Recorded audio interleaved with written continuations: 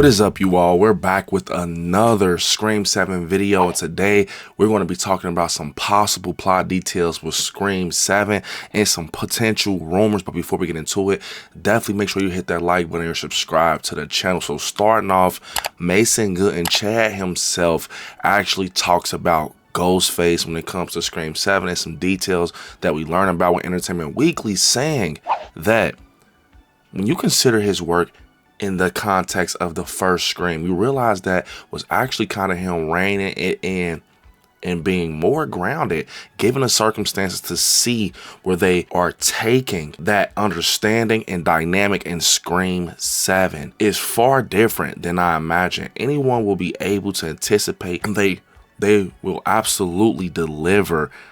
I cannot wait for people to see what they're cooking, so to speak, with Matthew and Scott, he adds, because it's something special. So he basically talks about what he feels Kevin Williamson would do with Scream and everything, and how he feels about Matthew and Scott's roles.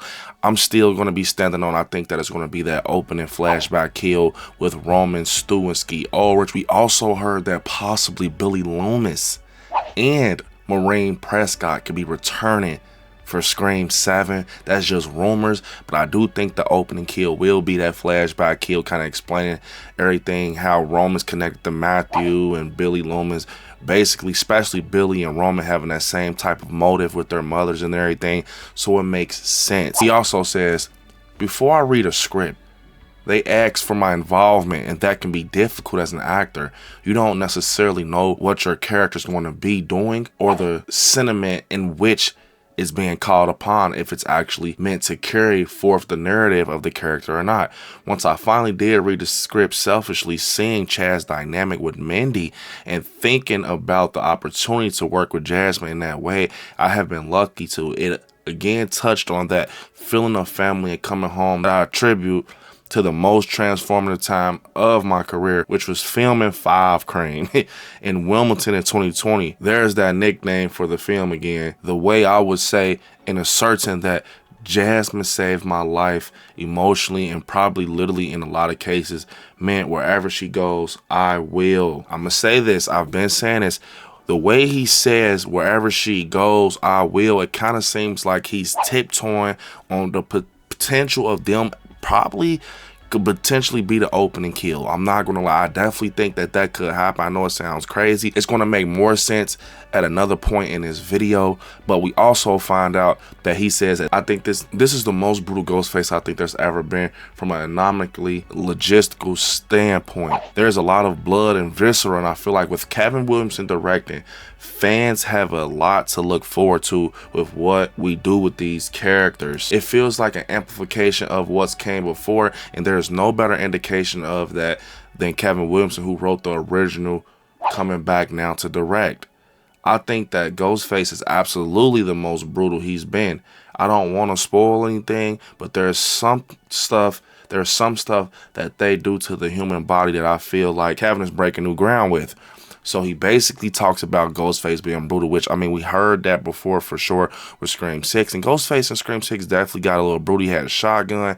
But he says that it's something that they do with the human body, and something about a prosthetic being on set that is literally groundbreaking. It's breaking the ground, it's breaking the rules when it comes to Scream.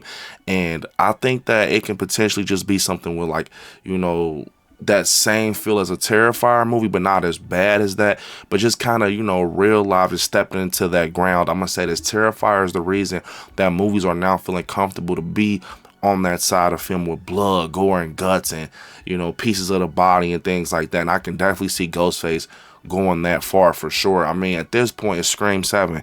You can definitely do everything you wanted to ever do in a Scream movie. It already feels like a Scooby-Doo type of script with Kevin Williamson, just because all the stuff with Stu Macher coming back, a flashback and everything. So I definitely think that when you sit here and think about it, it could go that route where it got that Terrifier feel to it with the blood, gore, and guts.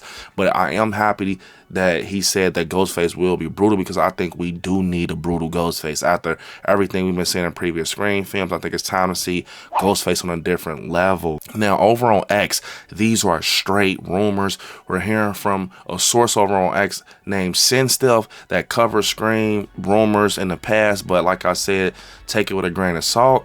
So the rumors he's saying, starting off with saying that the opening kill will have 2 or 3 victims, and Chad may be in a wheelchair using a cane, possibly, or recently released from a rehab facility. I think that the opening kill with 2 or 3 victims will be crazy, meaning that it could potentially be Chad or Mindy. It'll make sense for Chad or Mindy to actually be the opening kill if it's going to be that amount of victims. And I think that with this being a brutal Ghostface and being a different Ghostface, if they take out the Meeks twins early, it's going to definitely set a tone for the movie where basically a lot of people are going to be like, yeah, this Ghostface is different. This Ghostface is brutal. It's not like the other ones. It took out 2 victims being twins, and it kind of setting, you know, that bar high for the rest of the film. But it can also just be someone else. I mean, we got a lot of people: Celeste O'Connor, McKenna Grace, Asa German, a lot of like young adults, possibly in school and things like that. So anything can happen. I also think I've been saying Joel McHale can be the opening kill, because what's going to get Sidney Prescott out of retirement in Scream 7? Something to do with her daughter or her husband, Mark Evans. I think that he can be the opening kill, especially since we don't know him for real. We don't have no attachment to him like how we did with Patrick Dempsey as Mark Kincaid. So he can definitely be that emotional attachment that gets Sidney Prescott out of retirement.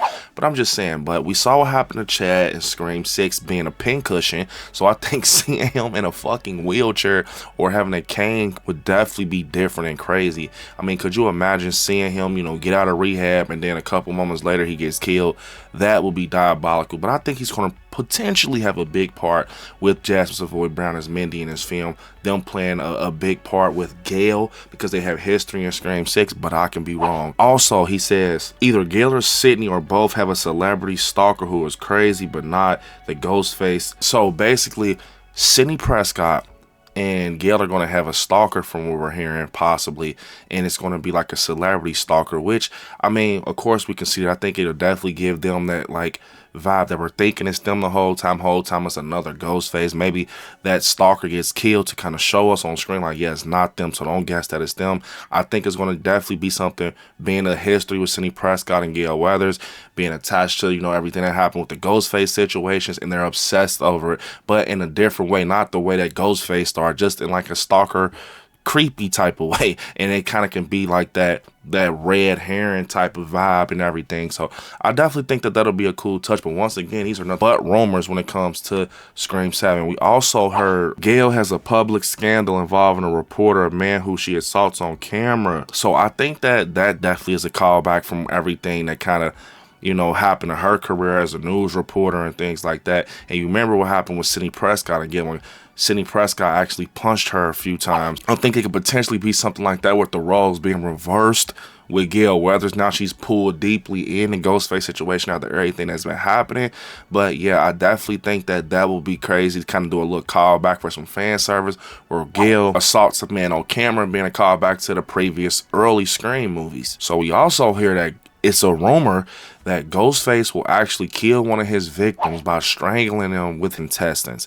I don't know if I should be excited or am I feeling cringy? I don't know. I think it could definitely play out cool if they do it the right way, but strangling someone with intestines definitely feels a little like scary movie-ish kind of. But if they do it right and the vibe is there, it's an intense moment with a certain character, I definitely think that this can be something that people gravitate to and really can just see Ghostface leveling up as a serial killer from that moment. But I can be wrong. It could be something that's very, you know, cringy, comes off cringy, because I'm not gonna lie, I think that it could have the potential to be good, but it also can have the potential to be one of the cringy moments with Ghostface.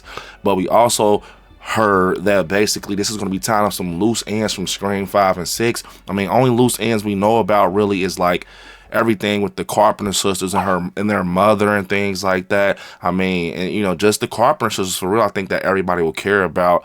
And maybe they just kind of get it started with us knowing that they went somewhere, they left the States, they found their mother, Christina Carpenter. It can be a lot of things, but I am hoping that they tie up some loose ends with the previous films and just not ignore them. That can just possibly be the only thing that they tie up, and stuff with the Carpenter sisters, if I was saying it. But we got more rumors. It's a Karen in Sidney Prescott's neighborhood causing drama, and they get into an altercation with Sidney and her husband, and Sidney gets called the Angel of Death again. unsure if it's by the neighborhood Karen. So I've heard about this rumor early on, not from just Sin stuff, so it might be true. This one might be true about a Karen being in Sidney Prescott's neighborhood and calling her the angel of death. I think that sounds like something that can happen, especially with Sidney Prescott living in a neighborhood and people knows her history and what she's done and what she's been through and the situations that she comes with. So I think that'll definitely bring a lot to the story. Once again, Scream is a whodunit, so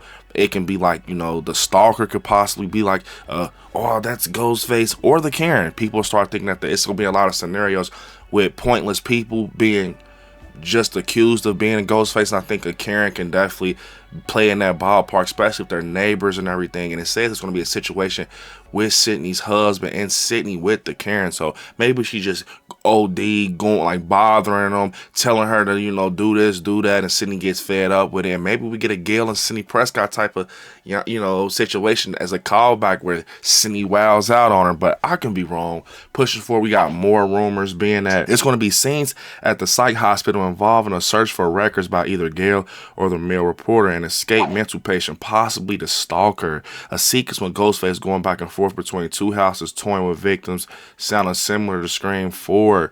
So I want to talk about the toying with victims similar to Scream 4. I mean, that's going to happen in a Scream movie, but basically going through two houses, kind of confusing them and everything, and then it leads up to a crazy moment with Ghostface. I think that will be wild as a callback to Scream 4. But another thing that they talk about is basically Gail going into a psych hospital to try to find some records and everything, and then she finds out that it's escaped mental patient. Maybe this stalker is so involved in Scream 7 that Gail gets curious to go and look for the files and see, you know, what's going on with this person, and we find out that stalker is actually an escaped mental patient, where basically that is out, this mental patient is out there looking for Gail and Sidney. Maybe they have an obsession once again with the Ghostface murders and everything, with the situations that's happening with Gail and Sidney.